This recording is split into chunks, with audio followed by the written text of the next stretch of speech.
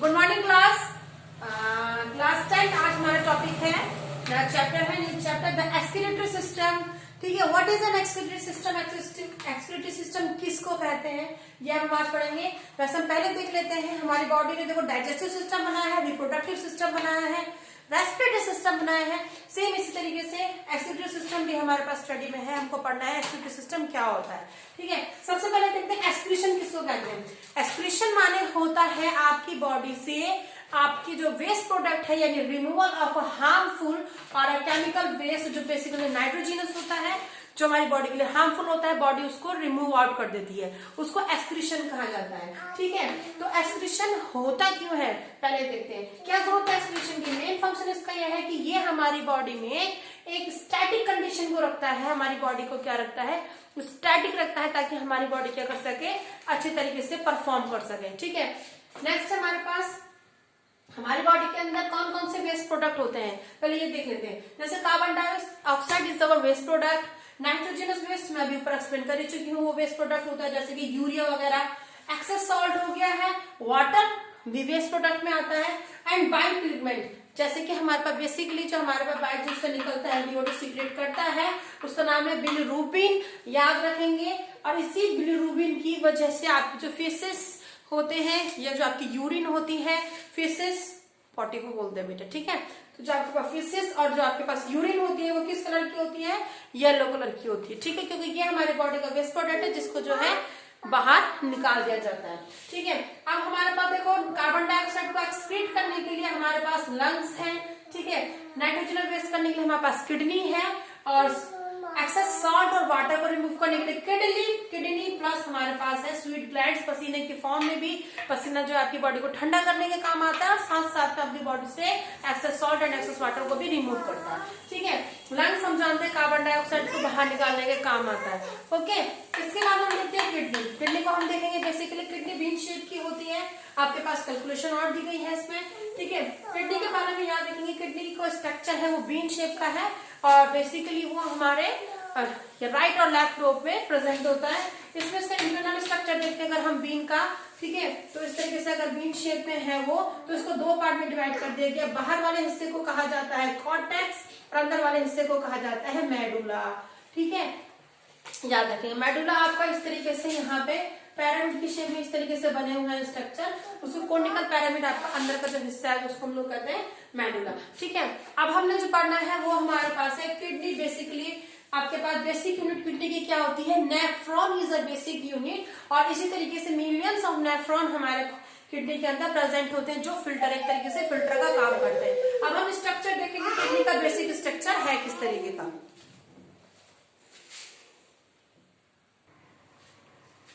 Okay guys, यहाँ पे हमारे पास देखो स्टूडेंट्स, आगे हमारे पास है स्ट्रक्चर ऑफ किडनी। मैं आपको मेन बता देती हूँ कि मेन इसमें क्या है हमारे पास पढ़ने के लिए।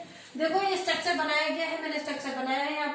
ठीक है, यहाँ पे जो ये हिस्सा है इसको कहा जाता है बॉम्बूल कैप्सूल कहा जाता है। इस हिस्से को इट्स योर बॉम्बूल कैप्सूल, ये वाले हिस्से को कहा जाता है बॉम्बूल कैप्सूल कहते हैं।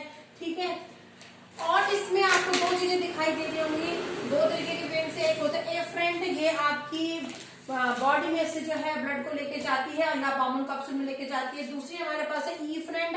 ठीक है, ये यहाँ पर से लेकर जाती है टू कैरी अवे, ब्लड को लेके जाती है, क्योंकि जब ब्लड है, ब्लड में से सारा वेस्ट निकलता है, फिर उसको फिल्टर किया जाता है, और फिर आपकी लास्ट में पहुंचता है। इसको कहते हैं, यहाँ पे यूरिन फ्लो होगा, ये आपकी है कलेक्टिंग डक्ट बोलते हैं बेटा इसको। ठीक है, यहाँ पे देखो क्या होगा, ये एफ्रेंट होगी, ये ई-फ्रेंट होगी, ये बीच में जो घुमा हुआ हिस्सा है इसको कहा जाता है ग्लोमरस। ये जो आपका घुमा हुआ हिस्सा है इसे ग्लोमरस कहा जाता है।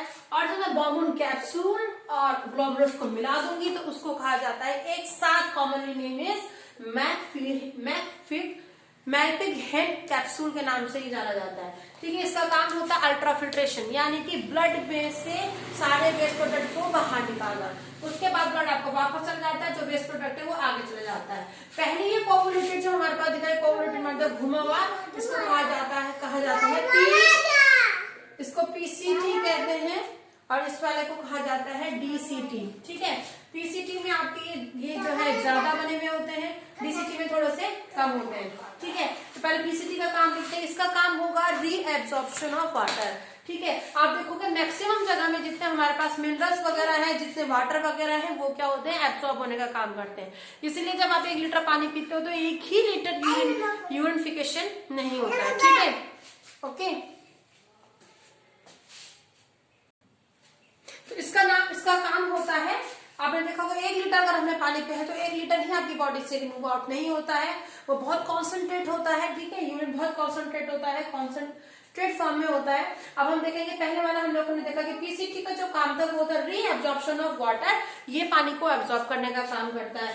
इसको कहा जाता है, ये जो आपके पास ये हिस्सा है असेंडिंग, डिसेंडिंग और असेंडिंग करके, तो इसको कहा जाता है लूप ऑफ, ठीक है, it's your loop of Henle के नाम से जाना जाता है। इसका काम होता है, ये कुछ जो पानी बचा कुछ रह जाता है उसको एब्जॉर्ब करता है और साथ साथ में सोडियम के आयन को एब्जॉर्ब करने का काम करता है। ठीक है, अब हमारे पास देखो यहाँ पे देख रहे हैं एब्जॉर्प्शन ऑफ वाटर हो गया, यही वाटर और मिनरल्स को एब्जॉर्ब कर रहा है। फिर डीसीटी का क्या काम होगा, डीसीटी याद रखना, बेसिकली हमारे पास बॉमन कैप्सूल और हमारे पास डीसीटी दोनों के दोनों इससे जो है कॉर्टेक्स में होते हैं, बाकी लूप ऑफ हैनल वाला हिस्सा आपका मेडुला पार्ट में पाया जाता है। ठीक है, तो जब आपका डीसीटी है ये आपका खुलता है कलेक्टिंग डक्ट में। ओके, इसका काम होता है रीअब्जॉर्प्शन ऑफ वाटर एंड साथ साथ में होता है रिमेनिंग क्लोराइड, जो भी Na और Cl के जो आपके पास आयंस बचे हुए रह जाते हैं वो यहाँ पर पूरी तरीके से एब्जॉर्ब हो जाते हैं। अब जो आपके पास निकल के आएगी यूरिन, उसमें कोई भी ऐसी चीज नहीं होगी जो हमारी बॉडी के लिए यूजफुल थी और वो क्या होगी, बाहर निकल गई।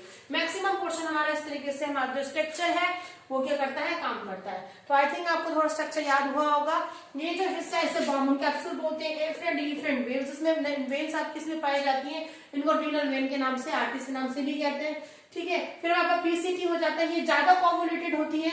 ठीक है, इनका काम एब्जॉर्प्शन का होता है, लूप ऑफ हैनल बोलते हैं। फिर डीसीटी हो गया, डिस्टल कोवुलेटेड ट्यूबल्स, और फिर आपके पास कलेक्टिंग डक्ट्स होती हैं। तो ये बेसिकली स्ट्रक्चर है हमारे पास किडनी का।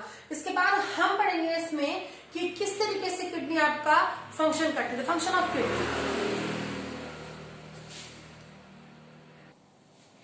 Let's continue the function of kidney. अगर हम किडनी के फंक्शन को कंटिन्यू करते हैं तो पहला हमारे पास देखा अल्ट्राफिल्ट्रेशन। तो हम देखते हैं अल्ट्राफिल्ट्रेशन बॉमन कैप्सूल करता है।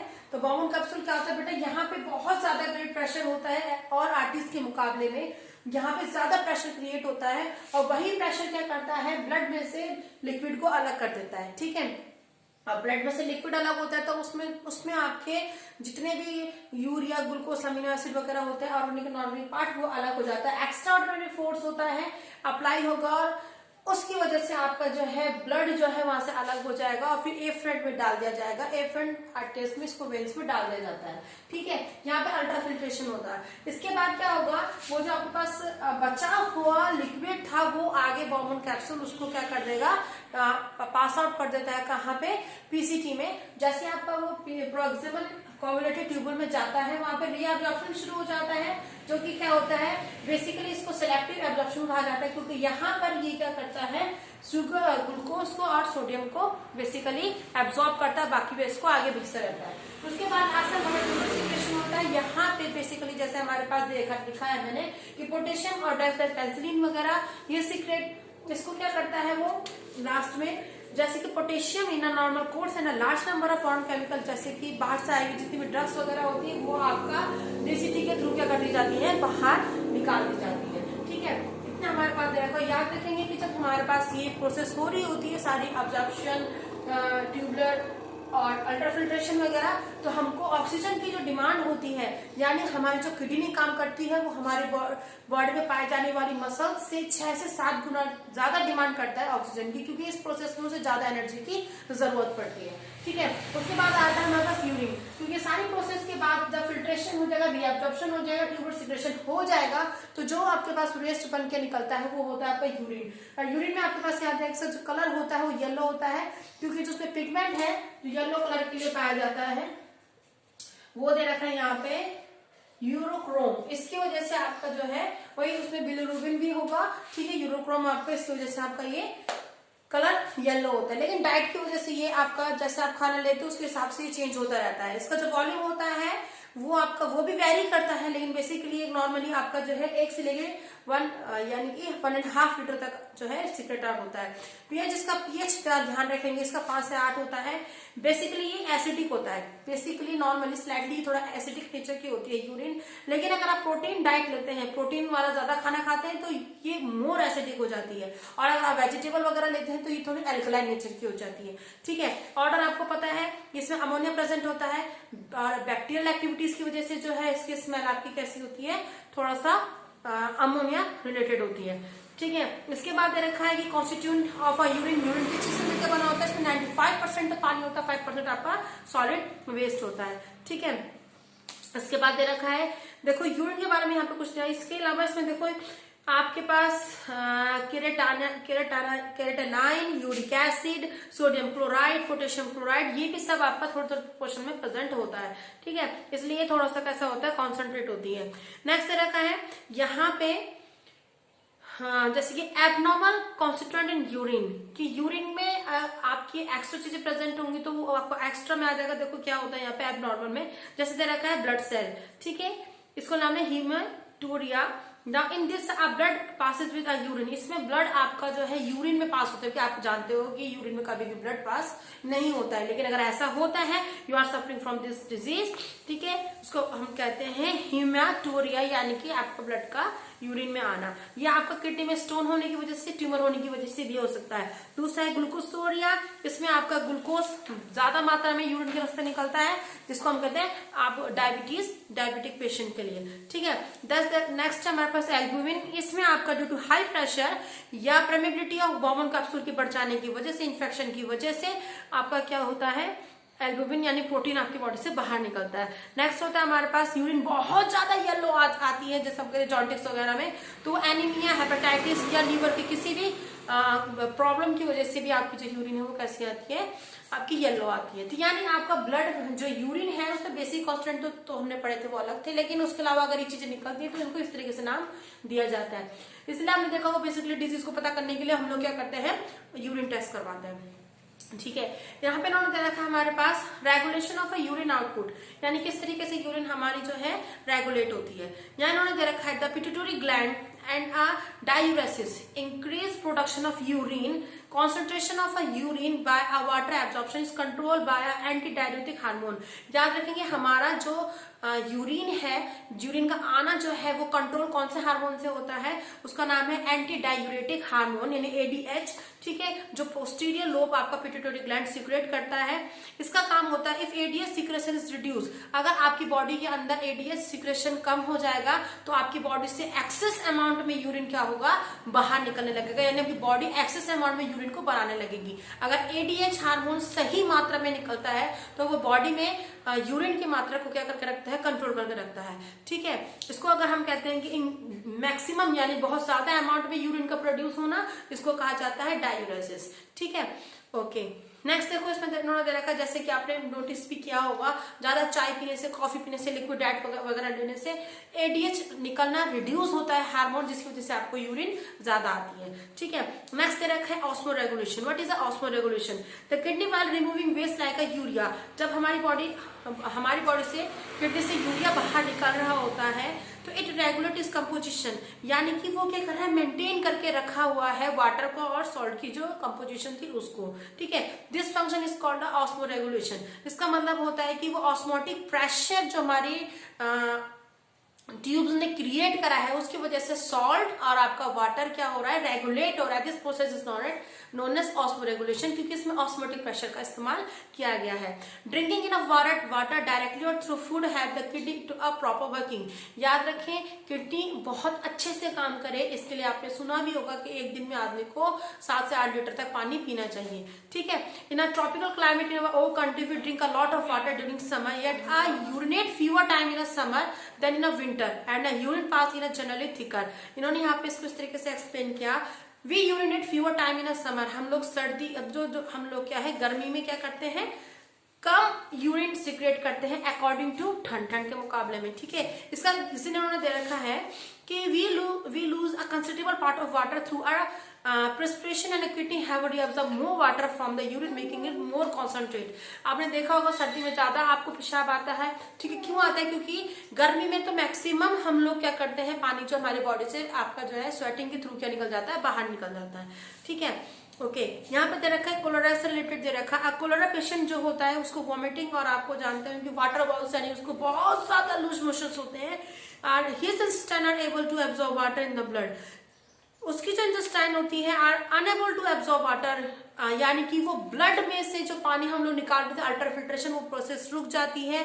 Now the result is that a kidney absorb most water, जिसकी वजह से किडनी क्या करती है, बहुत ज्यादा वाटर को एब्जॉर्ब करती है और इवन यूरिया तक वो एब्जॉर्ब करने लग जाती है। अल्टीमेटली पेशेंट में die due of poison by accumulation of high quantity of, क्योंकि क्या होना था, यूरिया ने उसकी बॉडी से बाहर निकलना था, जब पानी ने एब्जॉर्ब होने लगे, पानी एब्जॉर्ब ही नहीं हो पा रहा है, तो जिसकी वजह से क्या होगा, उसके बॉडी के अंदर यूरिया बनने लगेगा। यूरिया आप जानते हैं एज अ पॉइजन हमारी बॉडी में काम करता है, ठीक है, जिसको हम यूरेमिया भी कहते हैं।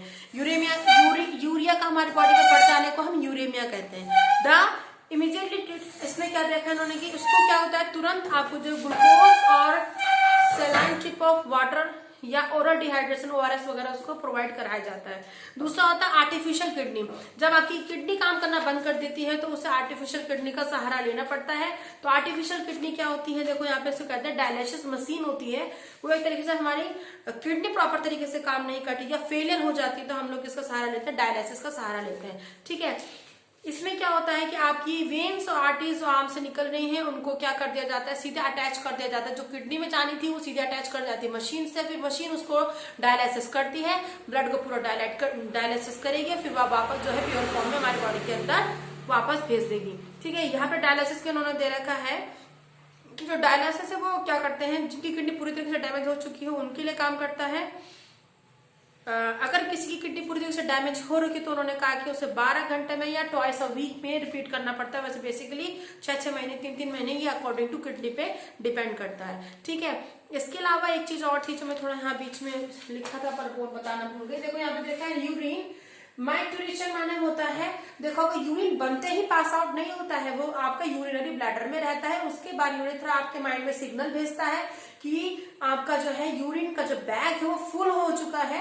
नाउ अब आप उसको क्या करना है, बॉडी से सीक्रेट आउट करना है। दिस प्रोसेस नोन एज माइट्यूरेशन, यानी कि आपका यूरिनरी ब्लैडर में ब्लड जो है पेशाब का भर जाने या यूरिन के भर जाने को कहा जाता है। तो आई होप आपको चैप्टर समझ में आया होगा। अगर कोई प्रॉब्लम है तो आप पूछ सकते हैं। नेक्स्ट चैप्टर हमारा लास्ट है वो सर्कुलेटरी सिस्टम।